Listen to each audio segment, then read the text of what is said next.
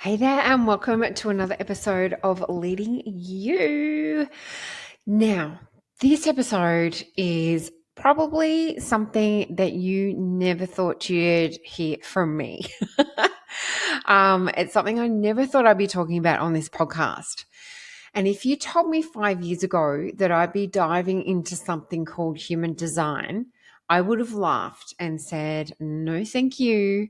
I'm good with my disc profile and my structure. Back then, anything that was even hinted at like energy or auras or chakras was firmly in my woo-woo basket. I was very structured. I was very logical. I like data, evidence, things that I could measure. And, I was basically brought up in the corporate arena. And at that time, anything woo woo or spiritual was kind of frowned upon and dismissed. But then life had other plans. When I was diagnosed with cancer, I found myself reaching for new tools, things that could help me understand not just my mind, but my energy, the parts of me that structure couldn't fix. I had plenty of structures and frameworks that were at my disposal, and I used, as I talk about in You Always Have a Choice. And I totally believe in them still, and I find them incredibly powerful. But that situation, particularly when I found myself in something that was so foreign to me, it needed something new. It needed something more.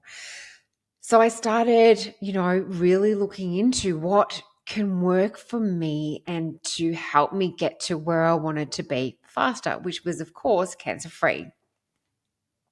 So I started manifesting, doing energy work, energy healing. I started meditating, all of the stuff that I wasn't doing. And it made such a huge difference to my life and makes a huge difference to my life. And so I recently heard about something called human design, and I'd never heard of that before. And I became very, very curious. I'm like, well, what is that? What does that mean? And when I looked into it, I found that this was incredibly, incredibly intriguing.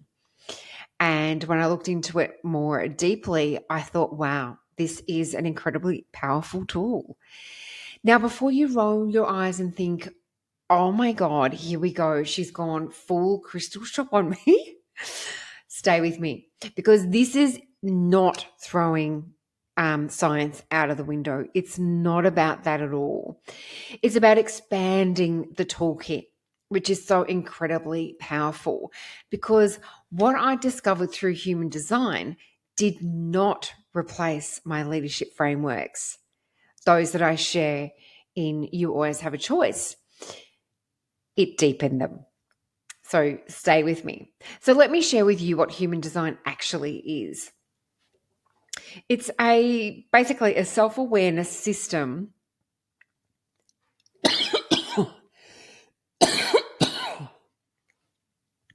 Sorry, I'll start that again.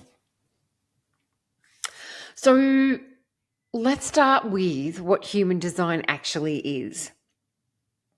So very simply, it's a self-awareness system that combines a few things: ancient wisdom, modern science. It blends astrology, the I Ching, the chakra system, and quantum physics. So that sounds completely wild, right? But stay with me. The idea is that it maps out how your energy works, how you're designed to operate, make decisions, communicate, and create impact. When you look up your human design chart, and you can do that online for free, if you know your time of birth, that's really, really important. You'll see your type, and there are 5 of them. The first one, there are generators, who are the builders and the energizers. Then there's the manifesting generators, who are multi-passionate doers. Then there are the projectors, the guides and visionaries. And then there are manifestors, the initiators and the catalysts, and reflectors who mirror the energy of the world around them. And each type has a different way of operating and thriving. So it's not about right or wrong. It's very much about awareness. And this is certainly not putting yourself into a box. As I explain to people when I do the DISC profile and the self-awareness profile that accompanies it, this is about increasing your self-awareness to enable you to operate in a way that's in alignment with you and that enables you to get the best results, particularly in your relationships with the team that you're leading, and to adjust your behaviors accordingly. Now, when I got my chart back, what I found out is I'm a generator. And here's what it means in simple terms. So generators are the doers. We have a strong drive to create and to build and to bring ideas to life, but only when we're doing things that genuinely light us up. So that's really important for generators. When we're engaged in work that we love, we've got almost endless energy. But when we're not, everything feels really heavy. And this makes so much sense to me in terms of like the type of work that I do, because as an entrepreneur, you are very much a jack of all trades. And lots of things, even relating to this podcast, like I'm great at doing the episode, but I don't want to do everything else that's involved with it, in the editing, the writing the show notes, doing the graphics, and writing captions for it to promote the podcast.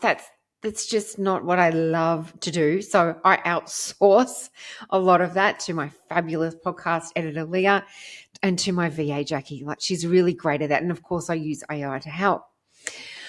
So this is the difference between feeling motivated and forcing it, between being in flow and being stuck, and that feeling of stuckness, or whether, you might just feel off or lost. So it's a really big difference there. Now, the biggest sign a generator is out of alignment is frustration. And that rings so true to me, because I can feel incredibly frustrated when I'm out of alignment. And sometimes I don't actually understand where that alignment is. That's your body saying this is not it. And the sign that you're back in flow, or that I'm back in flow, or generators, satisfaction. That deep sense of fulfillment when you know you're doing something that you're meant to be doing. You're in an organization that you're meant to be at. You're in a role that you're meant to be doing that's in alignment. You're living the life that you truly love. Now, this part alone made so much sense to me, but of course the report went deeper. And it revealed that my profile is a 6-2. And what that means is a role model and the hermit. And honestly, that explained even more about how I lead, recharge, and operate. Now, the 6-2 is all about lived experience. And it's called the role model because you learn through doing. Sometimes through making mistakes and sometimes through challenges. And you turn those lessons into wisdom. And that's been my entire journey. I've built my leadership philosophy from experience, not from textbooks. I don't teach theory. I teach what I've lived. I don't coach to something I don't know. I coach to things that I have done. And that has been incredibly important to me. Generators really walk their talk. And that is something I talk about all the time. So this made so much sense to me. And the 2 out of that 6-2 profile is called the hermit. And it's the part of me that needs quiet space to rest. It's those mornings I talk about where I am in my happy place, where I'm walking around the Yarra, nothing in my ears, just listening to nature. That's my happy space. That's my thinking time when I refill the tank before giving more. And it also makes a lot of sense because I certainly would not describe myself as an introvert. I'm definitely not an introvert. I am an extrovert, but I get my energy from being alone, from being quiet. And when I used to be leading a large team of people, I'd get home and I did not want to speak to anyone, see anyone. It was phone off, just nothing, no TV, no radio. It was just silent time. So this just explains me to a T. And together, the 6-2 profile is often called the authentic guide. So it's about leading by example, showing others what alignment looks like, and giving yourself permission to step back when you need to recharge. And of course, this is everything I do through my work, through sharing my story, through the podcast, through my social media posts, through writing my books. That's exactly what I do. So when I say human design isn't about labels, this is what I mean. It's about awareness. It gives you language for how you naturally operate, what fuels you, and how to make choices that keep you in alignment. Human design gave me language to things, like I'd felt but couldn't articulate. It helped me to see where I was out of alignment and where I was ignoring my own signals. Because for me, really tapping into my gut instinct is incredibly important for my profile. There's a whole lot more to understanding your human design, but I won't go into everything because it's not complicated, but it's quite in depth. So when you're ignoring your own signals, of course, that's huge because when you're out of alignment, that's when frustration creeps in, burnout starts to happen, or resentment shows up. So you might think about that in terms of relationships, in your role, where you are totally out of alignment with who you really are and how you're operating right now, whether that be in a relationship, whether that be in work, in your role. It's so incredibly important. It's when you start forcing things, you start saying yes to what drains you. Hello, people pleasers. You have that feeling of being stuck and not knowing why you're stuck, which is the exact feeling that I had a couple of months ago. I just had this feeling of being stuck and I didn't know why. And that's when I discovered this, and it just really helped me move through that a whole lot easier. And so many of the women who I coach, initially say, I don't know what is wrong with me. I used to love my work and now I feel completely disconnected and I don't know why. And that's not that anything's like wrong per se. It's that they're not working in flow with their natural energy. So here's the thing.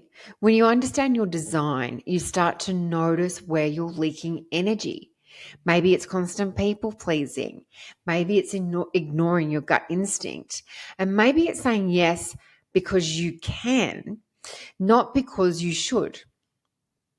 Human design helps you tune back in to how you're meant to operate.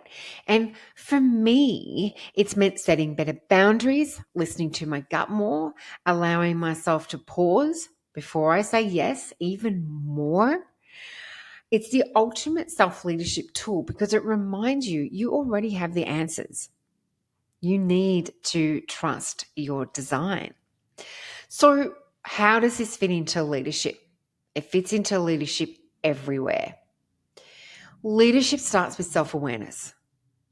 If you don't have strong self-awareness, you're most probably not the most effective leader. If you don't understand yourself, your triggers, your energy, your decision-making style, it's almost impossible to lead others effectively. And I have worked with leaders who are technically brilliant but constantly exhausted, or they're frustrated because their team isn't performing the way they want. 9 times out of 10, it's not a strategy problem. It's an energy problem. It's an alignment problem. Something has gone astray. And human design gives leaders a new way to understand that energy. It's not about labeling people or putting them in boxes. It's about helping them see where they thrive, how they thrive, where they need rest, and how they can communicate and collaborate better. And when you lead in alignment with your design, you model something really powerful: authenticity.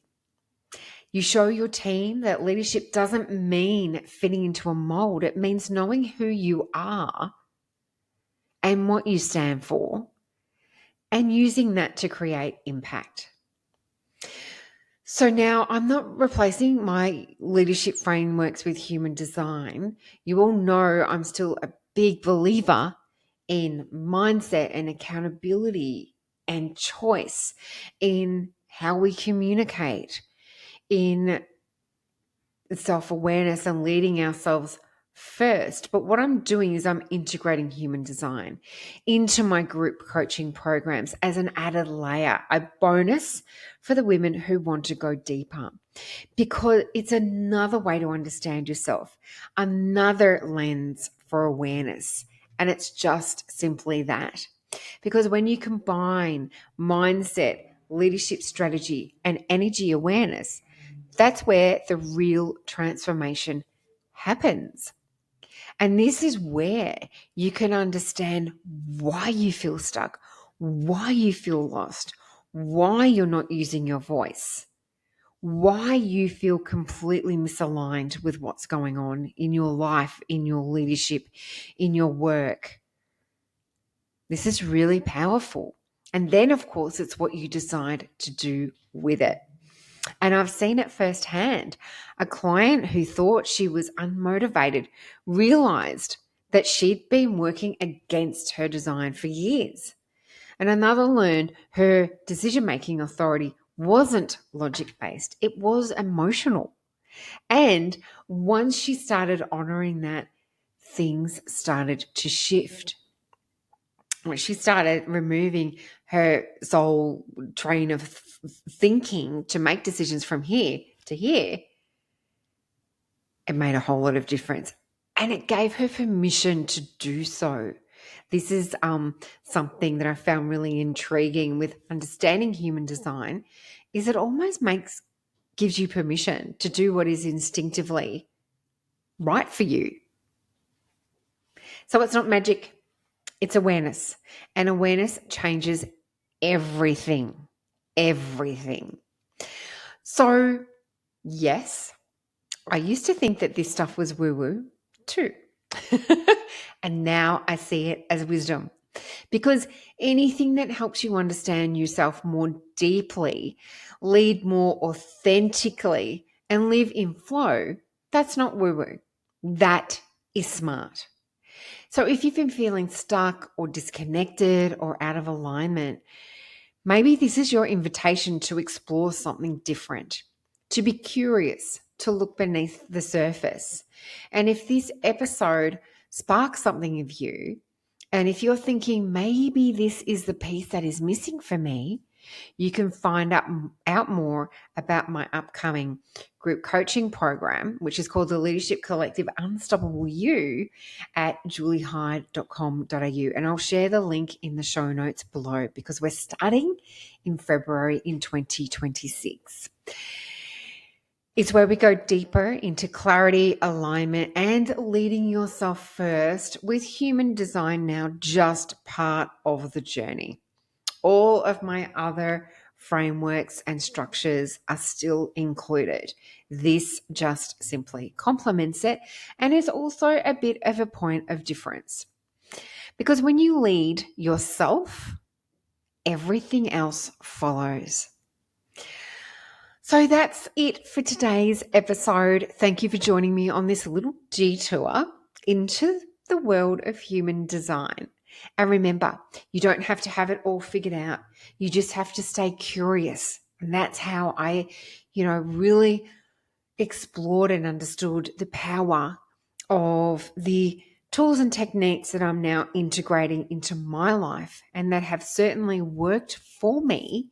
And this human design being a new one is something that's going to complement all of that.